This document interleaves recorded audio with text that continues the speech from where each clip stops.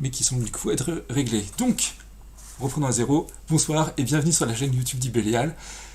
Comme je le disais tout à l'heure, sans que vous puissiez m'entendre, mais du coup, là, donc désolé Hugues et Mathias, vous allez à nouveau entendre mon laïus.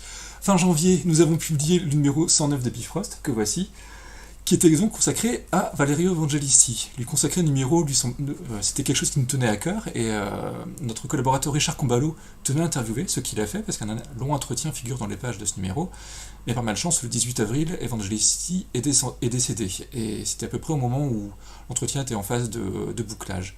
Alors par conséquent, ce numéro de Bifrost, au lieu de devenir une célébration, s'est transformé plutôt donc en un hommage. Alors un hommage qui nous a paru bon là de poursuivre sur cette chaîne YouTube, qui fonctionne donc lorsque les étoiles sont alignées.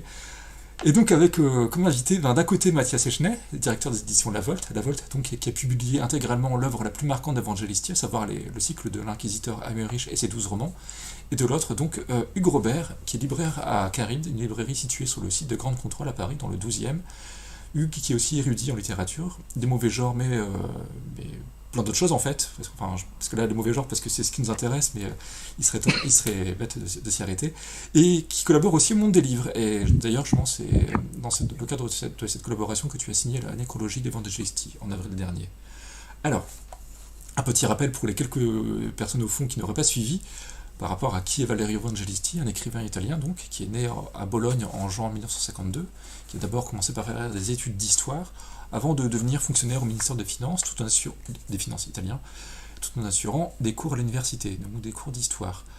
Alors, au début des années 90, à l'orée de la quarantaine, il s'est essayé au roman, un peu comme ça, et il a décidé de consacrer d'abord une nouvelle, puis après vraiment un roman, à un personnage historique et réel, dont le nom l'avait marqué, un nom qui claque bien, un personnage un peu hargneux, inquisiteur de son état, qui d'ailleurs avait écrit un manuel pour être un bon inquisiteur, le Directorium Inquisitorum. Alors le roman a été remarqué par le prix Urania, mais a été refusé. Alors bon, Evangelisti s'est pas laissé abattre, il a remis le coup l'année suivante, et pouf, nouveau refus. On lui fait remarquer que ses romans sont bien, mais que pour un prix de SF, donc le prix Urania, enfin je dis de SF, ce serait plutôt de la Fantascienza, pardon. Voilà, pour un roman de genre, en tout cas, ça manquait de vaisseaux spatiaux. Alors, ok, c'est dit Evangelisti, très bien, vous voulez des vaisseaux spatiaux, vous aurez des vaisseaux spatiaux. Et ça a donc donné Nicolas Aymerich, inquisiteur, qui nous fait suivre d'un côté les pas donc de Nicolas Aymerich, qui est inquisiteur dans l'Aragon au XIVe siècle, et qui va être confronté à des mystères, des apparitions bizarres, notamment de la déesse Diane, mais ça va avoir un lien avec un physicien du XXe siècle qui a des théories curieuses et battues en brèche par tous ses pairs, à juste titre, et enfin aussi l'équipage d'un vaisseau spatial qui est mu à l'énergie, on pourrait dire, psychique. Tout est lié bien sûr, et l'ensemble fonctionne vraiment bien. Et ça a bien marché du coup, au point que les deux romans qui avaient été précédemment été refusés ont été publiés, et donc au bout du compte il y en aura 12 mettant en scène Aymerich. Alors Evangelisti ne va pas s'y limiter, loin s'en faut, puisqu'il va écrire aussi des romans de pirates, et aussi des romans historiques, cela jusqu'à son décès donc. Alors en France, Evangelisti a été publié alors d'abord dans la collection Fantasy des éditions Rivage, une collection dirigée à l'époque par Doug Adline, qui a entrepris la publication des premiers romans du cycle, à partir de 1998, et l'aventure s'est arrêtée en fait en 2002 avec le 6e tome, Picatrix, c'était l'échelle pour l'enfer. Jusqu'à ce que Mathias, tu reprennes le flambeau. Alors, flambeau, inquisiteur, bûcher, tout ça. Pardon. Donc avec la réédition en 2011 de Nicolas Aymerich, inquisiteur. Alors, avant que justement je vous pose des questions, Mathias et Hugues, juste un petit rappel, cher public, si vous avez des questions, le chat est fait pour ça. N'hésitez pas à les poser et je les retransmettrai donc à nos invités au moment opportun. Et donc, ma première question, Mathias, c'est de savoir, toi, comment tu as découvert en fait Evangelisti et plus a fortiori Aymerich. Eh bien, moi, je vendais ces romans. J'étais à la diffusion, je diffusais, donc j'étais du côté commercial c'était les éditions du Seuil qui diffusaient les éditions Rivage Payot. Donc j'ai lu tous les bouquins de cette collection lancée par Doug Adline, avec des illustrations, des couvertures qui ne sont pas nécessairement dans mes goûts, mais voilà, nous n'avons pas tous les mêmes goûts. Et donc j'ai adoré le premier, vraiment, il m'a laissé vraiment un très fort souvenir. Ensuite, effectivement, ça s'est arrêté. C'était sorti en poche aussi. Enfin, c'est toute une histoire d'un échec éditorial, classique. C'est-à-dire pas du tout un échec de vente, mais la collection s'est arrêtée en fait, parce que dans les groupes ou les grosses maisons, à un moment, il y a un contrôleur de gestion qui intervient. Il l'avait vendu très cher, c'est important, à Pocket, et du coup Pocket rentrait pas non plus dans ses frais, donc ça s'est arrêté net. Et donc j'ai embêté tous mes copains éditeurs, dont le Bélial, pour dire mais pourquoi vous le reprenez pas vous?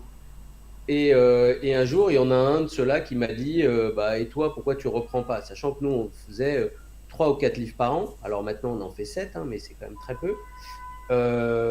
Voilà. Donc, je me suis dit, ok, c'est assez fou, mais allons-y. Il y en avait 10 à faire à ce moment-là, mais bon, 12, c'est pareil quand on en a fait 10. Donc, tu as commencé par reprendre les traductions existantes. Avant de confier le travail pour les inédits à Jacques Barbery. Alors comment ça s'est passé le travail avec lui? Est-ce qu'il s'est coulé comme ça dans le moule de ses prédécesseurs? Ou juste il a fait comme il le sentait? Il a fait comme il le sentait. Bien sûr, il les a relus en français, mais je me souviens pas qu'on soit posé des questions ou des problèmes même de cohérence. Enfin, je crois qu'il n'y a pas de problème avec les précédents. Donc c'est avec Jacques qu'on a fait ça, les premiers ayant été... Non, il y en a un où on a repris une traduction entre les deux, ça devait être Le Château, où c'était Sophie Bajard et Doug Edline en fait qui avaient retravaillé parce qu'ils avaient déjà pondu une traduction qui n'avait pas vu le jour. Et après Jacques Barbery, dont on publie en plus une partie des romans, donc c'était comme il est traducteur d'italien, c'était évident. Voilà. Donc non, on a fait notre travail habituel entre Jacques et moi. C'est-à-dire que moi, en général, lui, il adore sortir des expressions toutes faites. En général, quand il écrit, lui, en tant qu'auteur, et pour les détourner. Et moi, je fais une allergie aux expressions toutes faites. Donc voilà, hormis ça, on n'a eu aucun problème de traduction et de version française. Enfin, je crois. Tant mieux alors. Alors, Evangelisti a écrit le cycle d'Aymerich dans un ordre, on va dire, qui est le sien. Alors, l'ordre de publication n'est pas du coup l'ordre chronologique des aventures. Et alors toi, tu as pris soin de placer un marque-page dans chaque volume qui donc propose un ordre de lecture, qui est donc celui de l'ordre de la chronologie interne. Mais est-ce qu'il ne faudrait pas mieux les lire dans l'ordre d'écriture pour voir plutôt l'auteur progresser? Et je me demandais, Hugues, si toi tu avais une opinion sur la question, tu les as tous lus aussi, les romans du cycle. Oui, en fait, moi je préfère de loin, quand j'aborde un auteur, si c'est possible, le faire effectivement dans l'ordre de son écriture. Alors pour plusieurs raisons, quitte à ce qu'effectivement, si par hasard on tombe, j'en sais rien, sur le 7e d'une série, à reprendre au 1 avant de faire le 8. Enfin bon, je trouve que c'est mieux parce qu'effectivement, l'auteur, éventuellement, au fil du temps, change sa manière d'écrire. Et ça peut être très bizarre, alors qu'on vient de lire un truc extrêmement sophistiqué, qui est son 9e en termes d'écriture, et tout à coup, on tombe sur le premier, parce que sa chronologie l'amènerait là, et qui est peut-être déceptif en termes d'écriture, ou plus brut, ou plus ancien. Donc je pense que c'est dommage. Et puis ensuite, dans la façon dont il a conçu cette chronologie, moi je trouve que ça demande pas vraiment un effort, parce qu'en fait, ça enjambe effectivement certaines périodes, et puis tout à coup, au tome 7, on va dire, tiens, c'est ça qui s'était passé entre le 2 et le 3, et alors, moi je trouve ça pas du tout gênant, d'autant plus que ça, c'est surtout pour la chronologie de l'Inquisiteur, parce qu'en fait, ce qui se passe à notre époque et dans le futur, puisque dans chaque roman, il y a une partie qui se passe, donc une partie médiévale, et puis il y a des ramifications entre l'époque contemporaine et le futur. Et ceux-là suivent eux-mêmes une autre chronologie. Donc du coup, oui, pourquoi privilégier l'ordre chronologique d'Aymerich médiéval? Je pense que ça peut être rassurant, mais c'est pas une nécessité en tout cas. Enfin, moi j'ai préféré vraiment les prendre dans l'ordre d'écriture. Pas de publication, parce que l'ordre d'écriture, on sait pas toujours. Oui, justement, vu que le premier roman paru, Nicolas Aymerich, Inquisiteur, en fait, est le 3e écrit. Absolument. Et d'ailleurs, lorsqu'on aborde le 4e volume, le mystère de l'Inquisiteur Aymerich, c'est vraiment sensible que là, Evangelisti a franchi un palier. C'est là où les 3 premiers romans sont bien, le 4e, vraiment, on le sent que ses muscles créatifs se sont... Et puis il y a quand même la joie d'avoir été publié. Oui. Mais c'est pour des malades comme vous. Donc d'abord, laissons les lecteurs et lectrices décider. Je pense, puisque c'est ça le sujet, je pense que moi, on peut les lire dans le désordre. Je recommande, moi, de commencer par le 1, parce que c'est l'accession Oui. au pouvoir d'Emmerich. Et c'est vrai que c'était, comme je l'ai dit, c'était mon vrai coup sur la tête. Après, on peut le lire dans le désordre. Donc, pour les malades piqués d'édition et de librairie, ils vont voir une évolution dans l'écriture. Très bien, on peut en discuter. Pour les autres, Emmerich, Evangelisti, il a conçu ça par date. Enfin, voilà. Et ce qui arrive après la date ne peut pas arriver avant. Enfin, donc, je propose les deux, effectivement.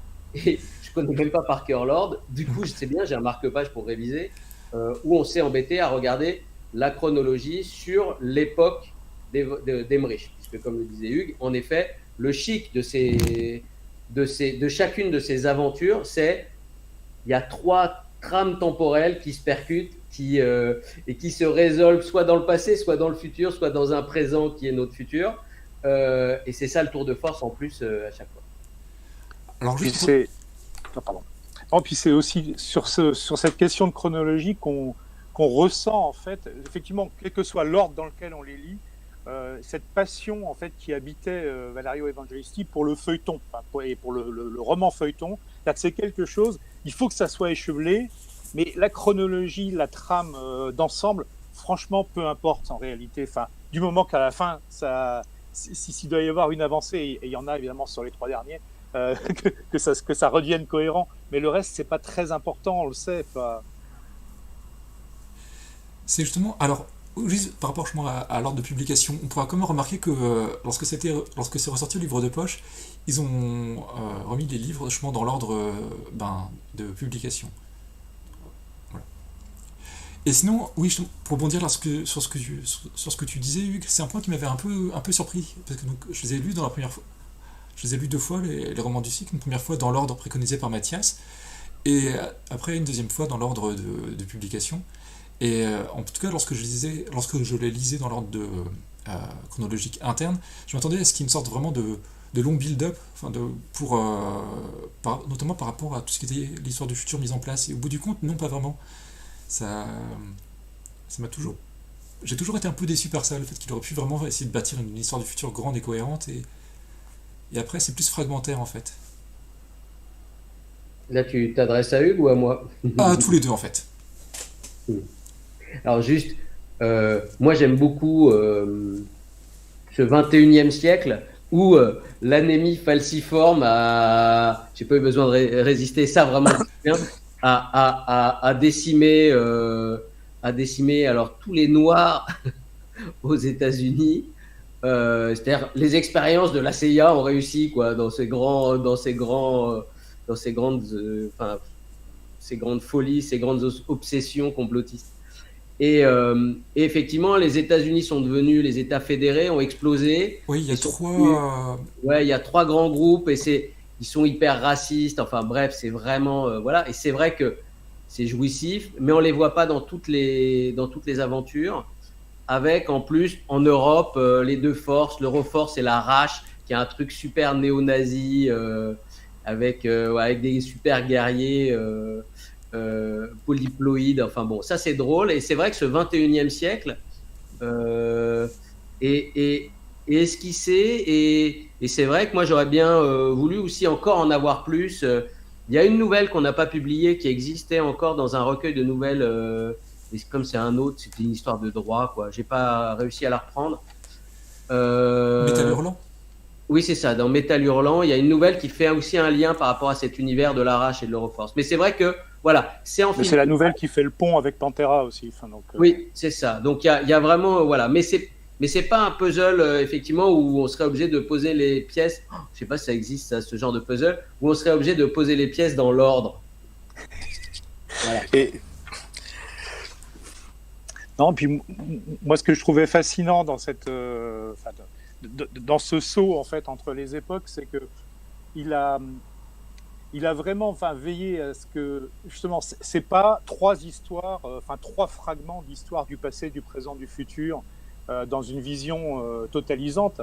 C'est certaines actions dans le passé mais pas toutes, produisent des effets bizarroïdes à long terme. Donc en fait, il y a quand même toujours, dans tous les évangélistes, une question sur le poids des conséquences en fait de l'action humaine, mais il n'y a pas de déterminisme, c'est-à-dire qu'il y a une part d'aléa, il y a une part de bizarrerie fondamentale qui rend la chose assez jouissive en effet. Enfin, on ne sait pas ce que ça va donner, cette bêtise faite en Sardaigne en fait, qui va avoir ses répercussions un millénaire plus tard. Enfin, je trouve ça génial. Oui, c'est un point qui m'avait un peu surpris à la lecture pour la première fois, justement, parce que là, on parle du tome 4, le mystère de l'inquisiteur Emmerich, qui se conclut, justement, attention spoiler, par l'apparition d'une sorte de grosse bestiole monstrueuse dans notre futur proche, et au bout du compte, on saura jamais ce qu'il en advient, c'est juste, voilà, il y a un truc qui a été libéré, débrouillez-vous avec, imaginez. Ouais, moi je pense que du coup, voilà, il n'avait pas d'ailleurs, la preuve, c'est qu'il a écrit des années après les deux derniers, donc il avait pas, il avait des fils, il a repris des personnages, c'est hyper construit, hyper réfléchi. Mais peut-être certains trouveront des incohérences. Moi, j'ai pas cherché la petite bête non plus, mais chercher la petite bête, c'est bien aussi pour Emmerich. Et donc, voilà, il n'avait pas un plan ou plusieurs plans écrits pour savoir où il allait faire. Donc, effectivement, peut-être qu'il avait d'autres idées pour ce 21e siècle en Afrique, aux États fédérés unis là, et en Europe, mais il n'y a pas nécessairement effectivement une progression au fur et à mesure des tomes sur cet univers, et qui apparaît pas dans tous les tomes en plus. Ouais. Enfin, quand on dit tome, d'ailleurs, j'enlève le mot tome. C'est des romans effectivement indépendants, des aventures, et voilà, ça constitue un tout, mais l'ordre de lecture est peut-être pas aussi non, en effet, c'est pas crucial à penser que ça. Ouais, je pense que c'est pour ça que Hugues parlait avec raison de côté feuilletonnant de l'ensemble. Oui, mais feuilletonnant, ça pourrait vouloir dire justement que ça suit. Oui, sériel. Ça se suit, oui, parce que c'est comme le même personnage, à des dates différentes, que tu prends bien soin. D'ailleurs, Mathias indiquait sur chaque quatrième de couverture 1348, 1378, etc. Bon, voilà, en tout cas, ouais, ça se lit dans l'ordre qu'on veut. Le premier et les deux derniers, c'est mieux de les faire au début et à la fin. Ouais. Après, débrouillez-vous. Alors, il y avait aussi un point qui m'a paru assez flagrant lorsque j'ai lu le cycle d'Emmerich, enfin, le cycle, l'ensemble en tout cas, c'est la composante psychanalytique qui est vraiment très importante dans le tome 4, justement pardon, pas le tome 4. Dans le quatrième roman, Le mystère de l'inquisiteur Emmerich, il fait intervenir Wilhelm Reich, qui est un médecin, psychiatre et psychanalyste américain d'origine austro-hongroise. Le roman chez Rudek, lui, se passe dans une sorte d'espace mental.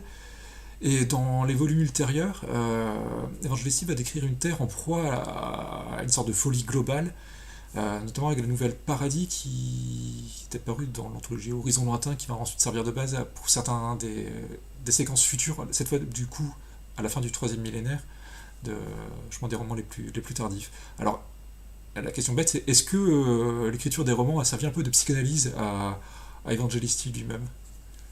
Alors, ça, je crois qu'il y a répondu dans plusieurs interviews en fait en Italie et également en France. Je crois pas en tant que tel. En tout cas, c'est pas ce qui semblait indiquer. C'est pas nécessairement ce qu'on observe à la lecture, même sans connaître intimement Valerio Evangelisti. Je crois que il y a deux choses là-dedans. Il y a le personnage de Wilhelm Reich qu'il trouvait avant tout étant un personnage fascinant, c'est-à-dire un personnage presque intrinsèquement romanesque entre le côté de rupture en fait de ces différentes théories et puis l'histoire assez hallucinante de son emprisonnement, de sa fin, il y a toutes sortes de choses. Et là, sans faire de spoilers sur les romans de Valerio, c'est vraiment un personnage, je pense, qui l'intéressait plus que la théorie. En termes de psychanalyse, celui qui irrigue en fait quasiment tout le cycle de l'inquisiteur, c'est Carl Jung, qui est pour lui quelqu'un de fondamental, et notamment et qu'il a rejoint, il le disait à demi-mot dans des interviews, qui rejoint la propre expérience psychanalytique, mais à côté, en fait, conduite par Valerio Evangelisti. Mais Jung, en fait, lui plaisait particulièrement, il le dit, parce que effectivement, le maniement des archétypes est quelque chose qui correspondait tellement à ce qu'il avait envie de faire, en fait, hein, de faire intervenir des personnages qui transcendent l'histoire, en fait, qui sont des figures qui sont beaucoup plus larges, en fait, que leur contexte historique documenté et étroit. Donc, à partir de l'inquisiteur historique qui était Emmerich, il en fait un personnage ultra légendaire, bien au-delà de ce qu'était ce pauvre inquisiteur aragonais, ayant passé des années à Avignon à rédiger son manuel dans la pénombre. Enfin, bon, c'est plus tout à fait la même chose, quoi.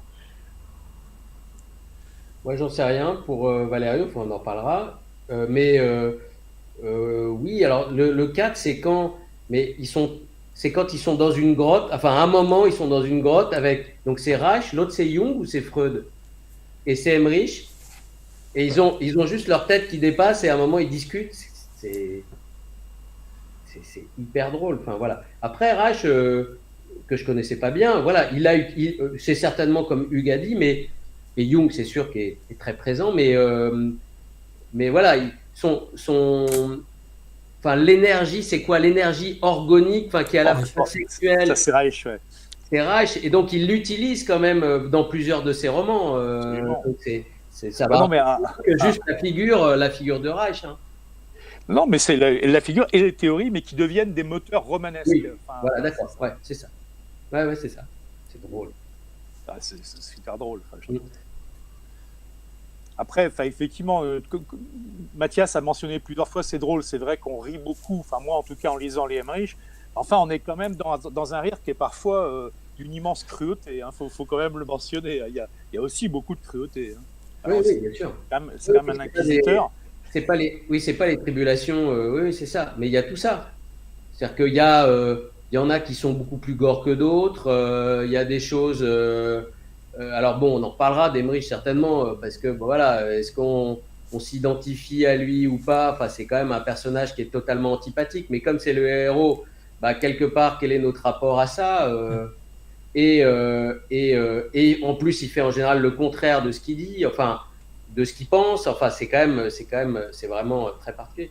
Mais oui, il a un rapport avec les Juifs, enfin. Voilà, il y a des choses qui sont tellement restituées que ça peut être presque choquant aujourd'hui. Évidemment, on fait pas du. Enfin voilà, c'est resitué dans son contexte, hein, mais ça fait grincer des dents aussi, voilà. Des fois, c'est dégueulasse, enfin voilà. Oui, enfin c'est sûr qu'il est vraiment ignoble. Enfin, il est non seulement. Oui, enfin, il a tout l'état, grosso modo, tout l'état. Mais ça, quand il en parlait, Valerio Evangelisti, il avait vraiment les yeux qui brillaient et une intense jubilation. Quand il disait, non mais j'ai construit un personnage qui a une véritable ordure, qui est atroce, et en fait, on ne peut pas s'empêcher de l'aimer un peu quand même, c'est extraordinaire, quoi, ça. Et effectivement, il a une version qui est plus, enfin, qui est moins, qui est quand même un autre personnage très ambigu, mais pas aussi marqué, effectivement, que l'est Emmerich, qui est Pantera, qui est son préféré, je crois, enfin, qui disait son personnage dont il se sent peut-être quand même un peu le plus proche, entre guillemets. Enfin. Oui, j'espère qu'il n'est pas trop proche d'Emmerich, effectivement. Mais... Non, de oui. Pantera. Oui, je sais, et pas d'Emmerich, oui. Oui, mais c'est ça. C'est dans le numéro spécial, je l'ai lu, oui. Oui, parce que justement, qu'est-ce qu'on peut...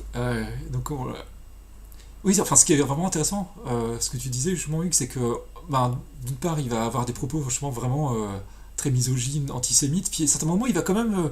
il fait le contraire. Il fait le contraire, il y a toujours une lueur d'espoir, et on se dit, bon, il va finir par dire aussi qu'au bout du compte, il a bon cœur et qu'il est gentil. Et... Il torture pas, enfin, voilà, c'est drôle. Il ne torture pas physiquement, il tue, là, celui que je viens de relire, il décide de tuer quelqu'un qui lui plaît pas parce qu'il s'était moqué de lui. Alors, après, il y a plein d'autres explications, bien sûr.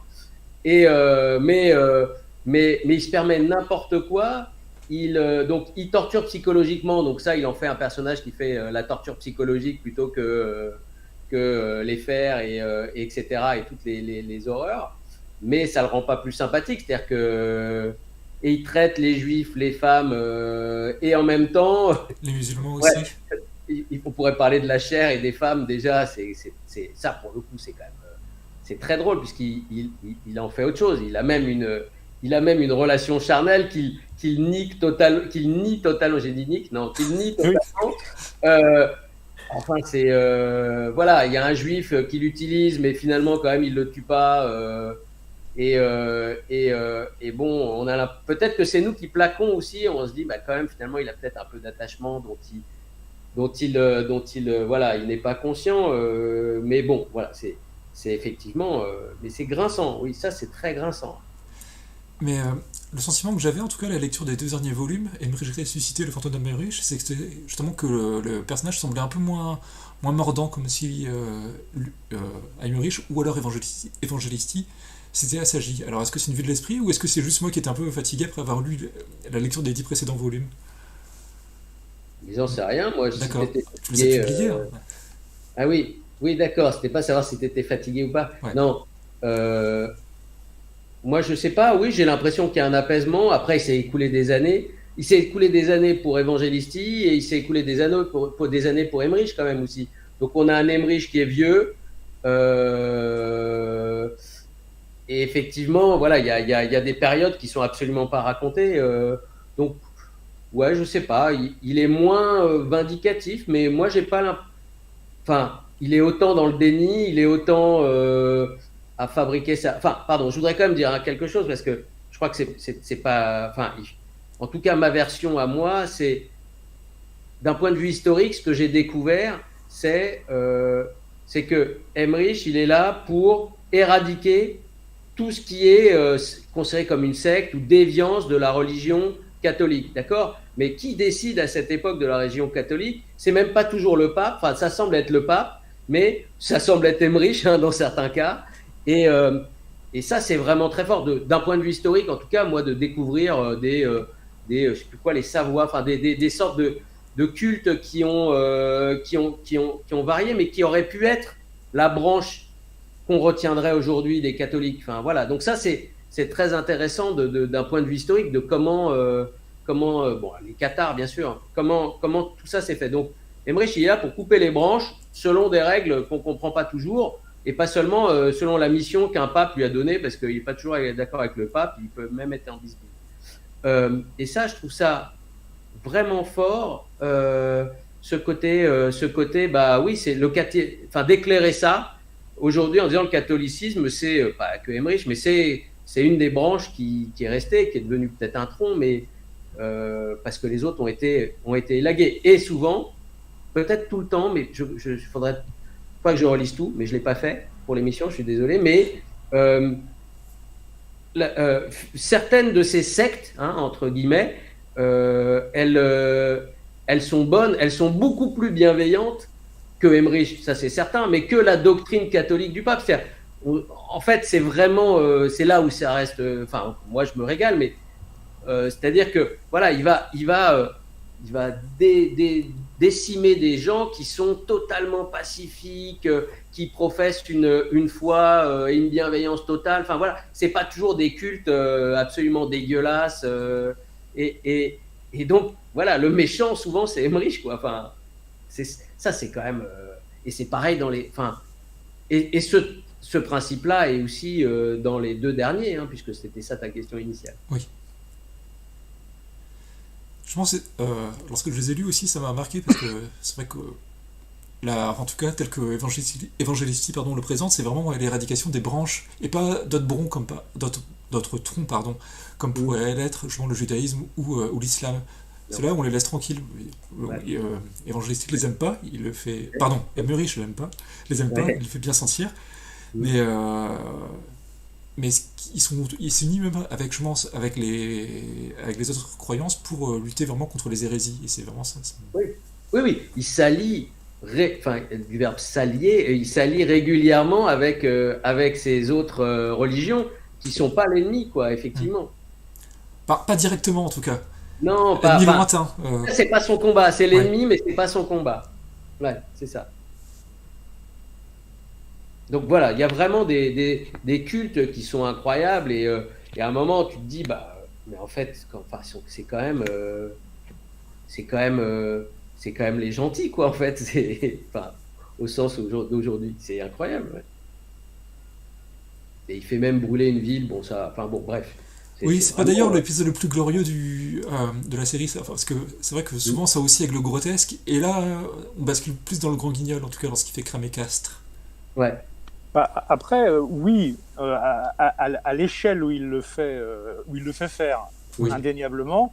Mais après, même dans le cadre de ce côté roman feuilleton qui brasse plusieurs époques, sur des faits religieux et de l'histoire du catholicisme de l'Inquisition, il était quand même très documenté, hein, Leo Evangelisti, et il se plaisait à rappeler qu'il ne faut pas oublier la férocité du catholicisme inquisitorial. Ça, c'est une réalité historique. Hein, c'est pas, Mais enfin, il a beaucoup travaillé, notamment tout ce qui était les travaux de la micro-histoire, en fait, de Ginsburg, en fait, hein, sur les procès de sorcières au Moyen-Âge en Lombardie et en Vénétie, pour voir effectivement les moyens de la preuve. C'était quand même assez imaginatif. Hein. oui, oui, mais je pense que c'est un des projets politiques. On en parlera de politique, mais qui est bien. C'est pas juste un cadre, un décorum et quelque chose. Évidemment qu'il y a un jeu d'aller d'aller travailler des cultes qu'on connaît pas ou qui ont existé ou qui semblent avoir existé ou dont on est sûr qu'ils ont existé.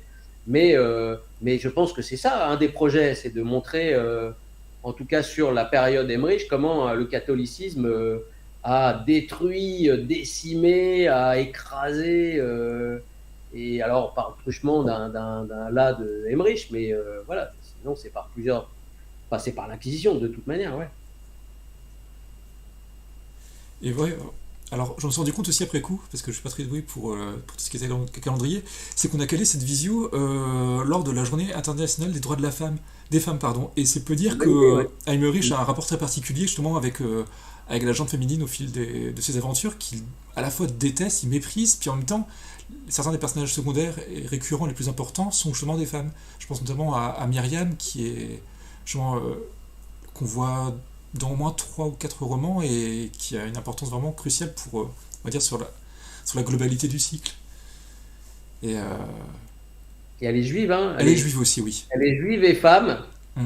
Et intensément amoureuse Ouais. d'Heinrich, ce qui... À un moment, il la torture quand même. Oui, Enfin, il la prive de certaines choses. Enfin, voilà. Et si, la torture. non, non, mais il la torture, mais elle est quand même. Oui, mais j'ai dit tout à l'heure qu'il ne torturait pas. Du coup, je vais pas me C'est- contredire. Mais oui, il la torture. Je crois. En tout cas, ouais, Il donne les ordres pour... ouais, c'est quand pas même. lui Ouais. c'est pas lui qui actionne les Elle machins. reste amoureuse oui, oui. Je pense que s'il y avait un jour à ne pas faire un hommage à Emmerich, c'était aujourd'hui. Ouais. Heureusement, Et on est inversement, là voilà, pour parler d'Evangelisti et pas de c'est drôle. Heinrich. Oui, oui, t'as raison. Mais c'est drôle. Mais oui, oui, enfin, j'arrête pas de dire que c'est drôle, mais c'est pas que drôle. Ouais, non, c'est grinçant, Mm. comme tu le dis. Enfin, Non, comme mais tu on le peut pas disais. tout dire, mais quand Oui. même, voilà, voilà, j'ai dit tout à l'heure. Enfin, il a un moment une relation charnelle, enfin, Mm. et à un autre moment, là, je relisais Mater Terribilis. Voilà, il, il réussit parce qu'il est un peu drogué, etc. Mais voilà, il réussit aussi enfin, il a une manifestation physique très claire lui il déteste tout contact. Enfin, voilà, ce personnage en plus déteste tout ce qui est sale, alors que bon, je pense que aussi Evangelisti, notamment sur Rome, enfin certaines villes, montrent combien c'était vraiment insalubre, sale. Donc lui, il déteste les petites bêtes, tout ce qui est sale, et il déteste tout contact physique, quoi. Donc c'est pas mal d'en faire ensuite, d'en faire quelque chose et il déteste les femmes, donc, et voilà. Et donc Myriam, ça se passe pas exactement comme il semble penser, en tout cas. Alors, justement, là, tu mentionnais Mater Terribilis, parce que l'une de mes questions, c'était aussi ben, si vous aviez tous les deux à la fois un roman préféré et aussi enfin, celui qui vous paraît le meilleur pour l'entamer. Alors, Mathias, pour entamer le cycle, tu suggérais bien sur le premier, mais si vous Oui, avez... moi aussi. Hein. Et après, pour celui qui a votre préférence en matière de goût, qui vous semble après vraiment le plus réussi.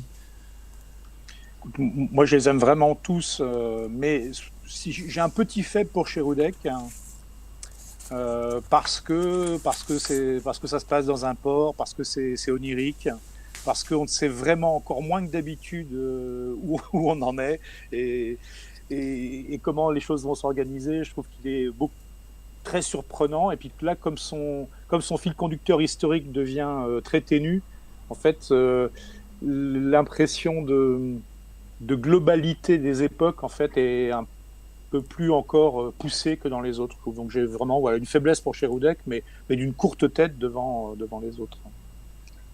Moi, je me suis posé la question hier soir, donc, et c'est vrai que comme je l'ai raconté, j'ai ce choc de lecture du premier, hein, où j'étais presque plus intéressé par la partie historique que la partie science-fictive, où il y a un vaisseau qui se déplace avec ce savant fou qu'on retrouve dans plusieurs. Marcus Frulifère. Marcus Frulifère, qui est quand même vraiment grotesque, enfin, celui-là. Mm. Et donc, vraiment, j'hésitais, quoi. Cheroudek est pas mon préféré. Voilà. Donc là, aujourd'hui, mais peut-être que ça changerait, ouais, je dis que c'est Mater Terribilis. Il y a Jeanne d'Arc et Gilles de Rais.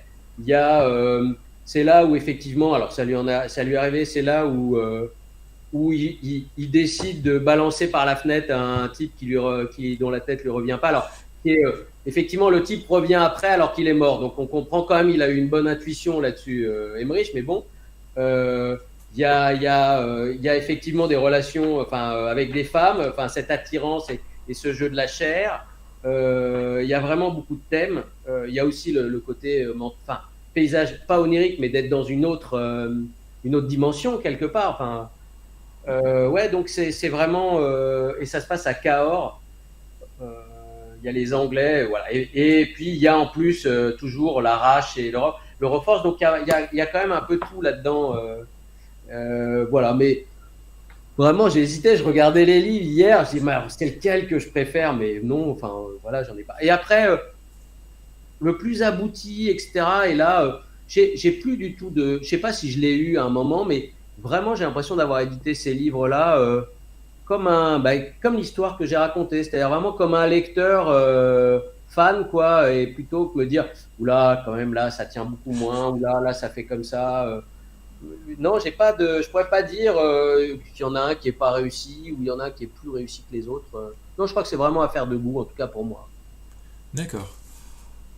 Alors, Hugues, là, régulièrement, tu as mentionné le personnage de Pantera. Est-ce que justement, il ne faudrait pas résumer justement Evangelisti à Emmerich? Alors, c'est vrai que je me suis parfois un peu trompé là en causant, en intervertissant un peu les deux noms. Mais en tout cas, on remarque justement chez l'auteur une sorte de prédilection pour tous ces anti-héros. Parce que si je dis pas de bêtises, dans Nous ne sommes rien, soyons tout, et Briseur de grève aussi, Evangelisti va mettre en scène des personnages particulièrement odieux, avec vraiment, pour le coup, encore moins de possibilités pour les rattraper, on peut dire.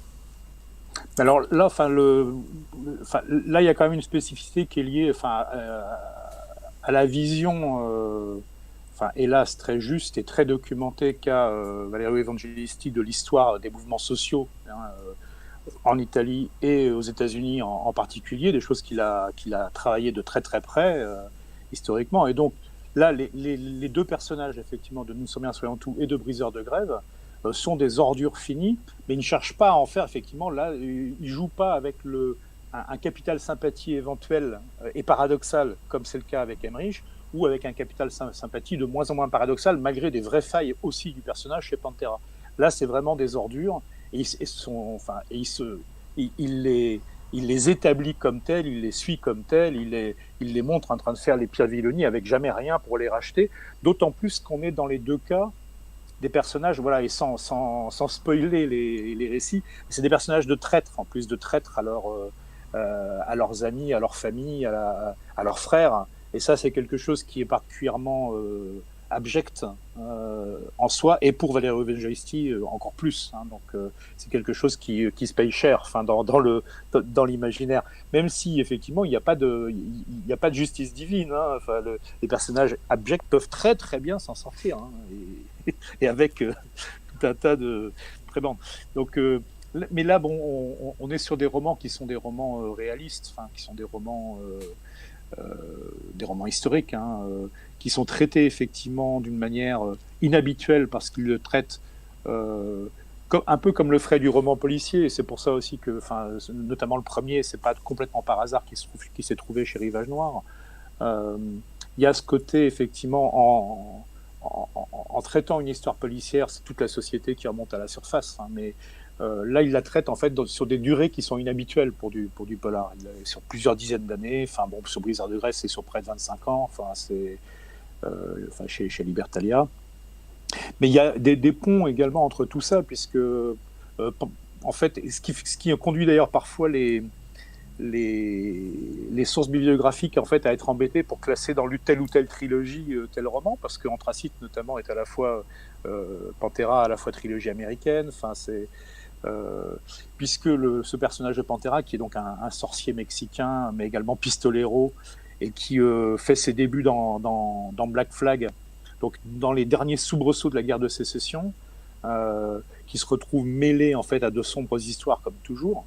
Et en fait, il participe donc de façon importante au recueil Métal Hurlant, enfin, où il est l'un des personnages clés, là où viennent se mixer les lignes temporelles à nouveau d'Evangelisti. Il fait aussi une apparition un peu en guest star, un peu discrètement dans la duologie, dans le duo mexicain, en fait, dans La Coulée de Feu et celui qui n'a pas été traduit en français.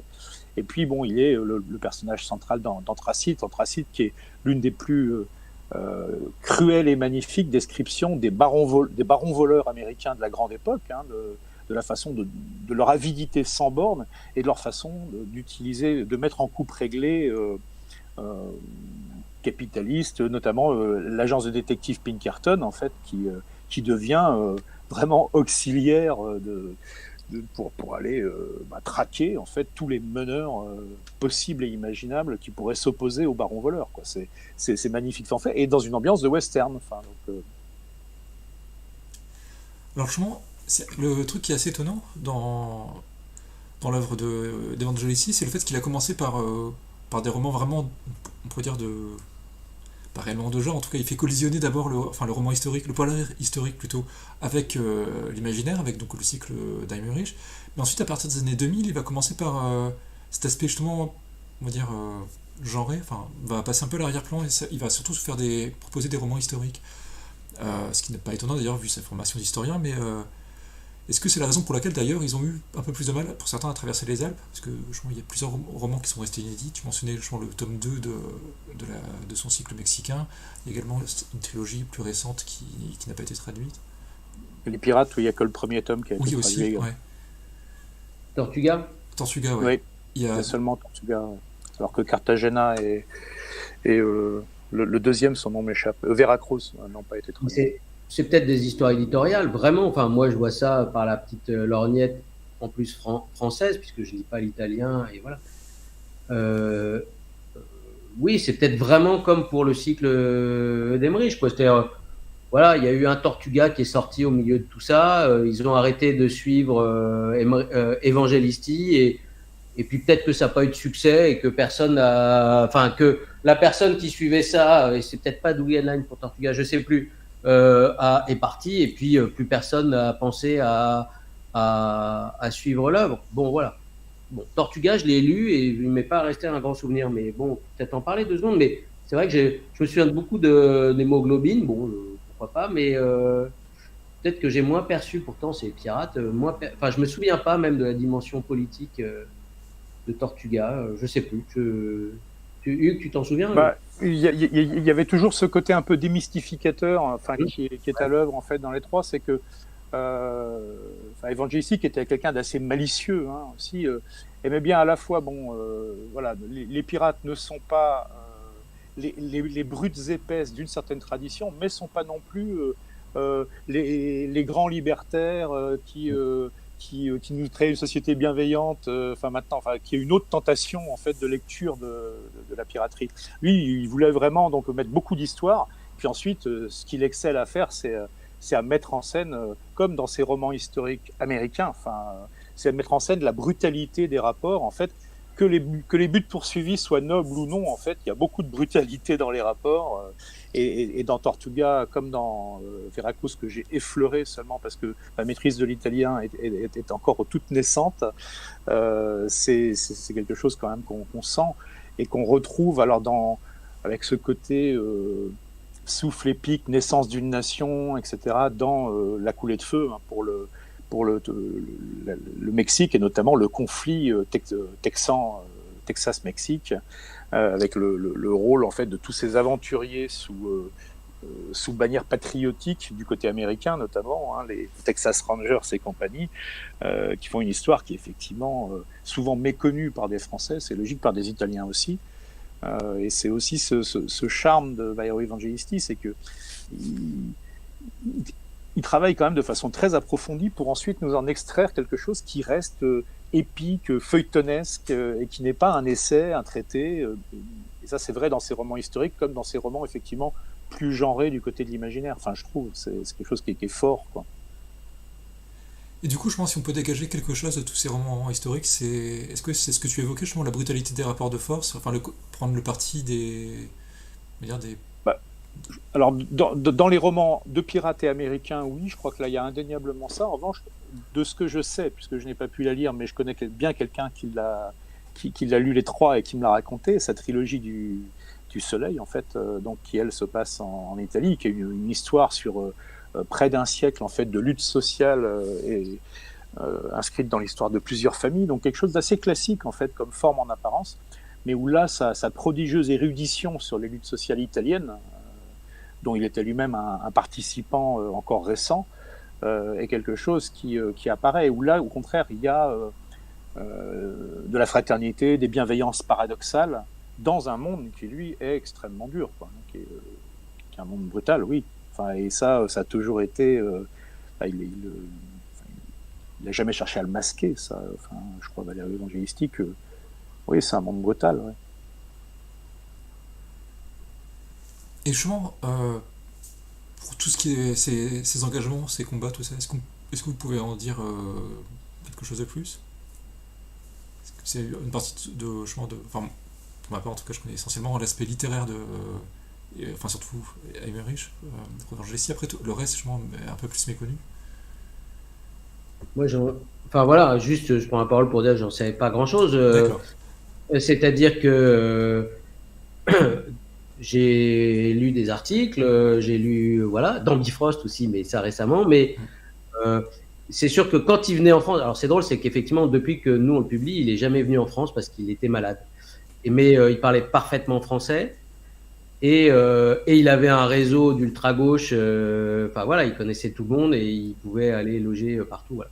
Après, j'en sais pas plus, si ce n'est que je crois qu'il avait la maison, ça fait vraiment anecdote, hein, je suis désolé. Il avait la maison de Battisti au Mexique, Nouveau-Mexique, je sais pas lequel des deux. Non, au Mexique. Hein? Pardon? Ouais, non, c'est bon, pardon. Ouais, et que effectivement, déjà quand on lit ses livres, et là pas seulement effectivement Emmerich qui est un peu plus historique et qui est plus sur l'histoire catholicisme, etc. Et très clairement, voilà, sa vie c'était une lutte, c'était la lutte. Mais voilà, j'en sais rien de plus à part les témoignages des uns et des autres. C'est vrai que ça aurait été bien que Serge Quadrupani qui a traduit au moins 4 des Emmerich puissent en parler aussi, puisqu'il partageait ça avec Valerio. Alors, il n'a rien à dire non plus, Hugues, là-dessus. Bah ouais. Non, mais Valerio avait aussi une alors là, on s'entend plus, Hugues. Ça a coupé, c'est dommage. Ouais. Parce qu'en plus, on allait avoir une révélation, quoi. Ah oui, puis plus, quoi. Vous m'entendez plus, là? Si, ouais. Là, c'est bon, on t'entend à nouveau. Tu as commencé avec Valerio et tu allais faire une révélation. Oui. Pardon. Non, mais je disais qu'il y avait ces luttes, ces engagements sociaux et politiques presque quotidiens, en fait, hein, donc dans différentes organisations. Donc, il y a eu effectivement, il le raconte dans plusieurs interviews en italien, et on en retrouve des traces dans le numéro spécial de Bifrost, même s'il est discret, parce que c'était il y a longtemps quand même, au moment des années de plomb, hein, de ce que ça signifiait à ce moment-là être italien de gauche, hein, même si certains appellent ça extrême gauche. Et ensuite, il y a le fait que, pour lui, semble-t-il, il y a aussi que, dans la façon dont il concevait son métier d'écrivain, et là on retrouve effectivement ce que d'autres écrivains italiens contemporains de sa génération ou un peu plus jeunes ont, sous l'impulsion des Wuming, ont essayé à un moment de formaliser, de proposer en fait comme un atelier de travail plus que comme une théorie. C'est pas une théorie, le nouvel épique italien. le New Italian Epic, c'est une façon de travailler, une façon effectivement de mettre du souffle, de raconter des histoires qui soient fondamentalement des histoires de gauche au long cours, des histoires de lutte, mais qu'il le fasse avec un côté joueur, littérairement, dans lequel Evangelisti se retrouvait tout à fait. Et c'est vrai que là-dessus, les discussions qu'il a pu avoir avec les Booming ont été assez fructueuses, et les autres écrivains qui sont positionnés par rapport à ça étaient plutôt, eux, plus parcellaires, en fait, dans ce domaine que Evangelisti, d'une part, effectivement, notamment par le volume de son œuvre et par le souffle, justement, qu'il a su donner à ses personnages, et puis par les Booming, qui sont un collectif, mais qui ont ce côté un peu touche-à-tout, avec des ancrages, mais où ils aiment bien, eux aussi, travailler la matière historique et y insuffler des choses, même au prix d'une forme d'anachronisme de tonalité, quoi. C'est pas grave. Enfin, ce qui compte, c'est ce que ça va raconter aux lecteurs d'aujourd'hui, quoi, aux lectrices et aux lecteurs d'aujourd'hui. Et justement, la place d'Evangelisti au sein de la littérature de l'imaginaire en Italie, quelle est-elle? Parce que, vu d'ici, en tout cas, on ne connaît pas forcément tout ce qui se passe de l'autre côté des Alpes, et si jamais vous en savez plus, en tout cas, je suppose. Plus, moi j'ai répété bêtement parce que ça m'arrangeait qu'il était hyper connu, que c'était un monstre en Italie, mais en fait c'est parce qu'on me l'a dit, quoi. Hugues, t'en sais un peu plus parce que tu as des exploitances italiennes. Après, quand tu vas dans n'importe quelle librairie italienne, que ce soit une petite librairie, indé, bon, il n'y en a pas beaucoup en Italie, mais ou les librairies des grandes chaînes, Evangelisti, il est tout le temps là. Quelle que soit la surface de cette librairie, au rayon polar, il est là, au rayon fantascienza, il est là. Donc, et même sa trilogie du Soleil, donc, qui est là du roman historique sans marque de genre, est en bonne place. Et ça, je l'ai vu au fil des années, c'était pas uniquement à la sortie du livre. Donc c'est quelqu'un qui, je pense, est rentré dans un certain fond de la littérature italienne contemporaine. Après, c'est vrai que ces chiffres de vente sur certains des volumes, pas sur tous, tout au total, ont été parfois extrêmement impressionnants, comme les Booming d'ailleurs, donc qu'on retrouve aussi dans toutes les librairies italiennes. Mais avec cette marque, effectivement, où on sait ce que sont parfois les obsessions de classement des éditeurs, des libraires, nous tous, pour faciliter ou pas le travail des lectrices et des lecteurs, et donc d'assigner une place. Et c'est vrai qu'il va être dans plusieurs rayons, par la force des choses, dans une librairie italienne. Et je crois que cette place, après quel est aujourd'hui son retentissement auprès d'autres lecteurs, je pense que c'est quelqu'un qui a été très lu par d'autres auteurs également, qui le mentionnent dans des interviews, même des gens qui sont plus de l'univers du polar ou de l'univers inclassable comme Giuseppe Genna fait des références à Evangelisti, Massimo Carlotto en parlait. Donc je pense que oui, il tient une place très importante. Après, comment ensuite la quantifier, ça j'en ai strictement aucune idée, moi. Je suis un spécialiste de littérature de l'imaginaire italienne, mais bon, on n'en a pas forcément là sous la main. Oui, Mathias. Et puis on n'a pas grand-chose. Enfin, il y a eu en PDF, il y en avait quelques-uns, mais en littérature italienne traduite de SF, il n'y a pas grand-chose. Du coup, Valerio, moi, m'a présenté Catani. J'ai fait un roman. Le cinquième principe, c'est ça? Ouais, qui est hyper politique, très très clairement, puisque là, pour le coup, les super riches se sont fait construire une ville dans les nuages que personne ne voit, et ils ont esclavagisé tout le monde. Voilà, mais tout pète. Donc voilà. Et avec une dimension SF. Voilà. Donc, mais Catani, bon, ça m'a énervé. C'est pour ça que j'ai pas cherché à en faire d'autres, parce que le type m'a jamais répondu, alors qu'il était très. Il y avait des articles comme Valerio, ils ont beaucoup écrit sur la science-fiction, sur la fiction, la science-fiction, sur la politique. Il y a des articles de Valerio qui paraissaient même dans le Monde diplomatique en France. Et Catani aussi était un porteur d'un certain type de science-fiction littéraire et politique, comme j'aime. Mais bon, le type, il m'a jamais répondu, donc j'ai arrêté. Mais en revanche, le cinquième principe... Et ouais, donne je sais pas si c'est italien, non, je crois pas, mais je veux dire, il y a en tout cas cet aspect politique et vraiment très lutte sociale clairement affichée. Alors là sur le chat, il y a Vincent Repars qui mentionne Massali, qui selon lui promettait avec les biplans d'Annunzio et la perle de la fin des temps. Ouais, je me souviens quand c'est sorti, ouais. Ça remonte à quand ça? Je créais la Volt, je crois, c'était en 2005, 2004. Ouais, c'était. Oui, je les vois. Oui. Oui, il y a eu lui, et puis il y en a eu un ou deux autres avant en présence du futur. Ouais. Je sais pas. Je sais pas. Oui. Albani, ouais.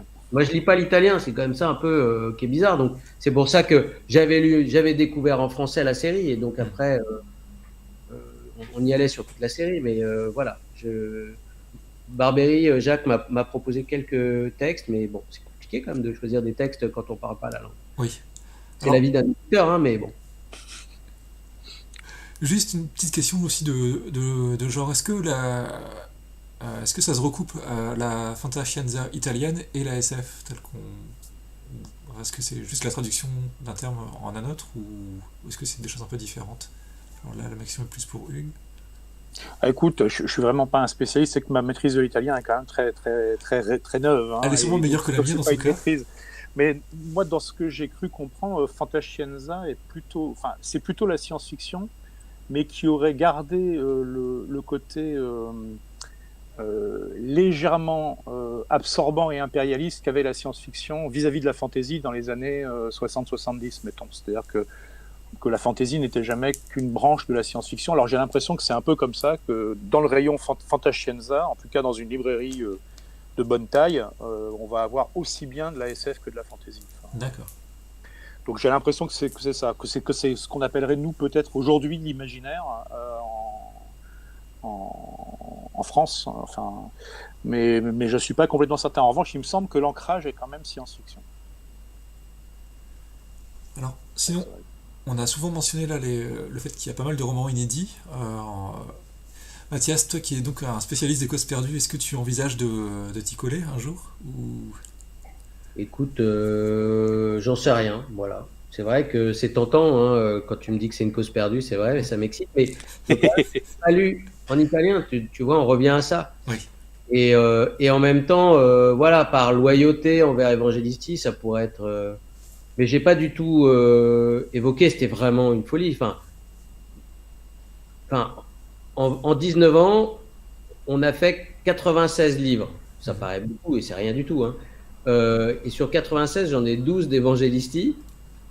Bon, voilà, c'était quand même une sacrée contrainte. Et évidemment, voilà, ça nous a coûté cher aussi.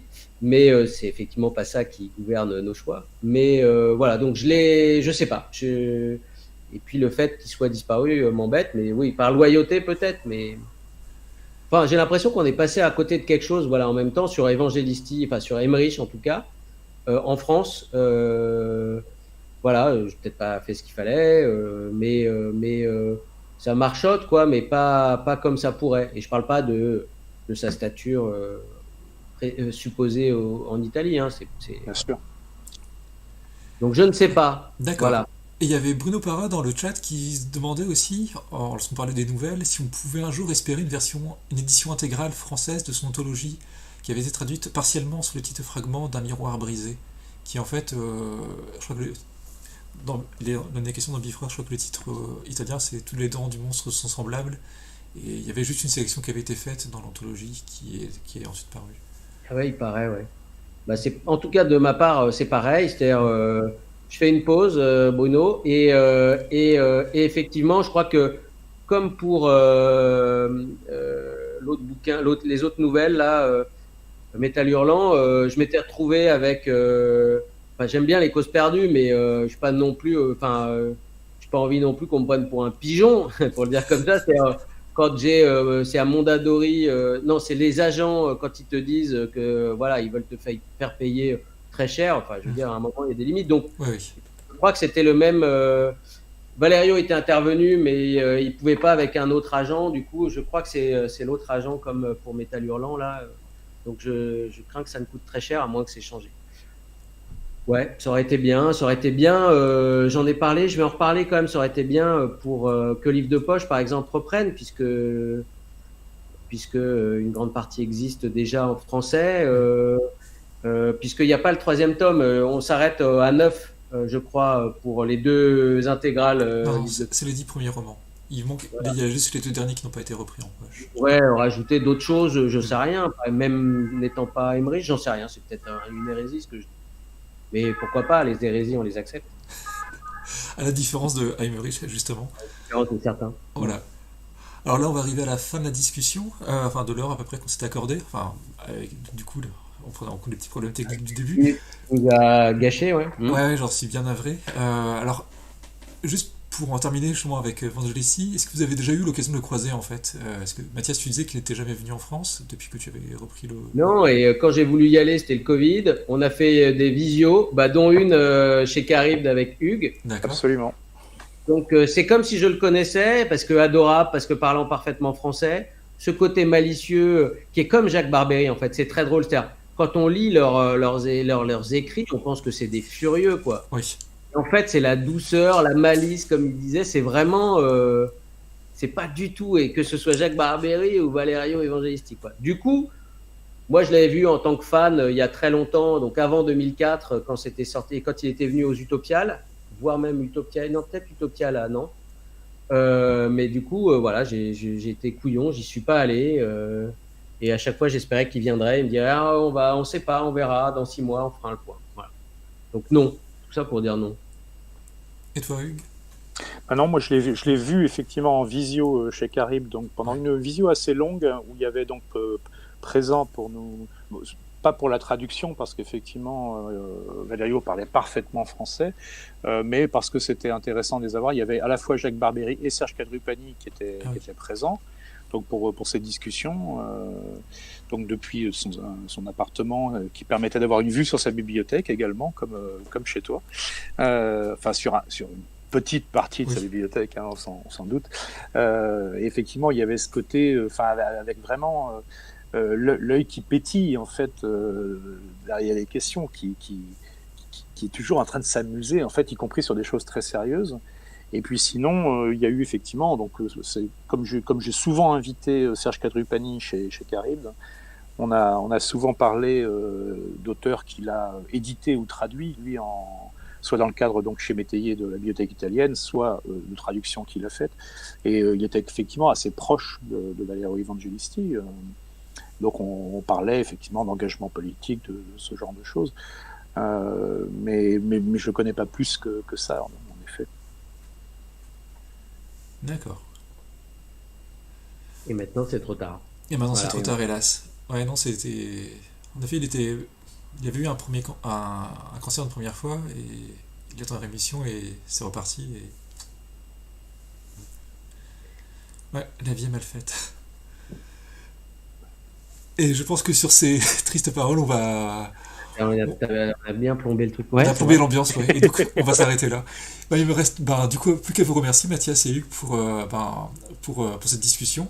Alors, merci aussi les quelques spectateurs qui étaient là dans le chat, et à vous dire, à bientôt donc pour une prochaine visio si tout se passe bien. S'il n'y a pas trop de problèmes techniques. Merci à toi de cette invitation, puis merci à Mathias de nous réjouir avec l'intégrale en fait des Emmerich. Merci. Au revoir et à bientôt. Au revoir.